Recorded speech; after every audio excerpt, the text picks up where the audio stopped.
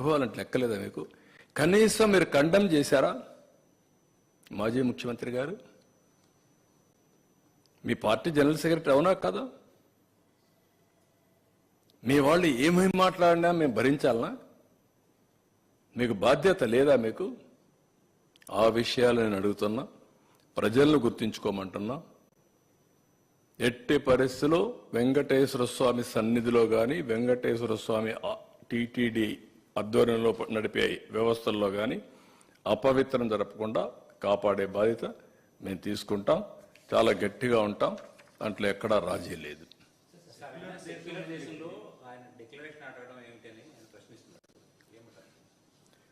దేశం సెక్యులర్ దేశం. మత సామరస్యాన్ని కాపాడడానికి, మనోభావాలు దెబ్బతీయడానికి కాదు. నా ఇష్ట ప్రకారం వేరే మతాల్ని రెచ్చగొట్టడానికి కాదు. ఆయన కూడా గుర్తుపెట్టుకోవాల్సింది, అక్కడ టెంపుల్లో సాంప్రదాయాలు, నేను కూడా ఒక టెంపుల్కి పోయినప్పుడు హిందూ అయినా అక్కడ సాంప్రదాయాలు పాటించలేకపోతే నేను పోను. Be clear. కాబట్టి అక్కడ డిక్లరేషన్ ఉంది. ఉన్న డిక్లరేషన్ మీరు ఇవ్వకపోతే చిన్న చిన్న టెంపుల్స్ మీరు పోవచ్చు, అక్కడ డిక్లరేషన్ ఎవరు అడగరు.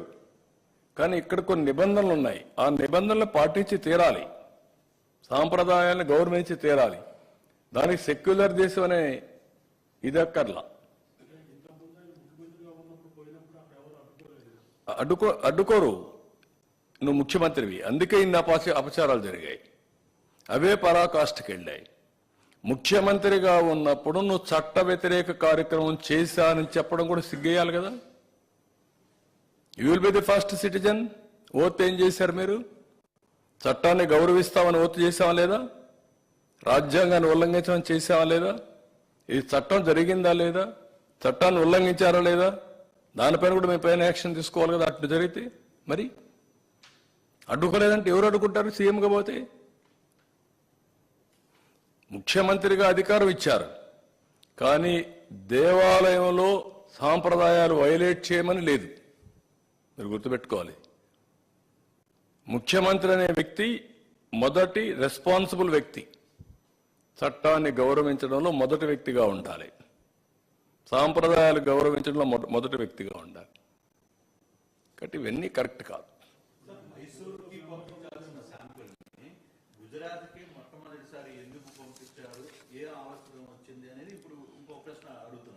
ఎప్పుడు మైసూరుకు పంపించారు? ఎప్పుడు పంపలా. మైసూరుకు పంపలా, గుజరాత్కు పంపలా. NABL టెస్టింగ్ చేయించను దాంట్లో. మనం ఎందుకు చేయలేదో మనం కోసం చేసుకోవాలి. మన దగ్గరుండే దాంట్లో మామూలు టెస్టులన్నీ ఉన్నాయి. మొత్తం అంతా ఎక్స్ప్లెయిన్ చేశారు మీకు. కానీ NABL అక్రిడేషన్ టెస్ట్ లేదు, దాంట్లో అడల్టరేషన్ టెస్ట్ లేదు. ఎప్పుడైతే డౌట్ వస్తే అడల్టరేషన్ టెస్ట్కి పంపించని కాంట్రాక్ట్లో ఉంది. అది ఈయన ఈవో ఉపయోగించాడు. మీరెందుకు చేయలేదు ప్రభు? ఏదో సింపుల్గా రిజెక్ట్ చేశామంటే కొన్ని పంపించారు, కొన్ని వాడేశారు. అడల్టరేషన్ ఎప్పుడు చూడలేదు కదా. మరి అంటే దాన్ని కూడా మభ్యపెట్టి మాట్లాడడం ఏంటి? అడల్టరేషన్ టెస్ట్ టీటీడీలో ఉందా? ఆ వ్యవస్థ లేనప్పుడు వీఆర్ టాకింగ్. అన్ని టెస్టులు చేస్తున్నారు. 14 సార్లు చేశాం, 18 సార్లు చేశాం. ఏం టెస్టులు చేశారు మీరు? అక్కడ లేని లేదా ఎక్విప్మెంట్? కానీ మొన్నటి జరిగింది ఏంటంటే, దేవుని పైన భక్తి భావంతో, భయంతో, ప్యూరిటీ ఆఫ్ గీయ కాకుండా సేవలు కూడా స్వచ్ఛందంగా చేశారు, సేవాభావంతో చేశారు. కాబట్టి ఇలాంటి బయటపడలేదు. ఇప్పుడు విచ్చలవిడితనం వచ్చింది. ఆ విచ్చలవిడితనం వచ్చే ఇలాంటి సమస్యలు వచ్చాయి. అది ఆయన చెప్పాలా. ఇప్పుడు 2 ఆస్పెక్ట్స్. ఆయన కాంట్రడిక్షన్ ఆయన చెప్పుకుంటున్నాడు. నేను అడిగే స్ట్రైట్ క్వశ్చన్. మీరు రాత్రిలో బైబిల్ చదువుకుంటానంటారు. ఓకే, తప్పులేదంట, నేను తప్పు పట్టను. That is your right. Day time చదువుకోవచ్చండి, ఇది రాత్రి చదవడం ఓకే. క్రిస్టియన్ ఒప్పుకున్నాక అక్కడ డిక్లరేషన్ ఏమంటున్నాం? ఎందుకు ఇవ్వు అని అడుగుతున్నాం. అంటే మీరు ప్రజల మనోభావాలని దెబ్బతీసే విధంగా ప్రవర్తించే హక్కు మీకు ఎవరు ఇచ్చారంటున్నాను నేను. అంతవరకే. వేలాది మంది భక్తులు వస్తుంటారు, అన్ని పురాణ మతాల వాళ్ళు కూడా. ఇప్పుడు ఈ రేపటి నుంచి నియమతస్తులు ఎవరైనా టెంపుల్లోకి వస్తే వాళ్ళందరి చేత డిక్లరేషన్ చేయించాల్సిన పరిస్థితి ఉంటుంది. అది ఉంటుంది. అది ఎలా ఐడెంటిఫై చేస్తారు?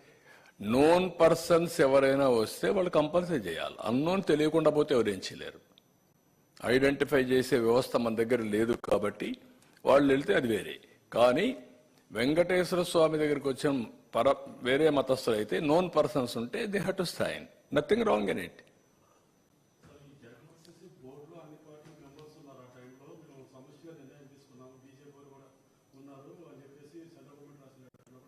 అన్ని బీజేపీ రికమెండ్ చేసిన సభ్యులను కూడా బోర్డులో పెట్టుకున్నాము.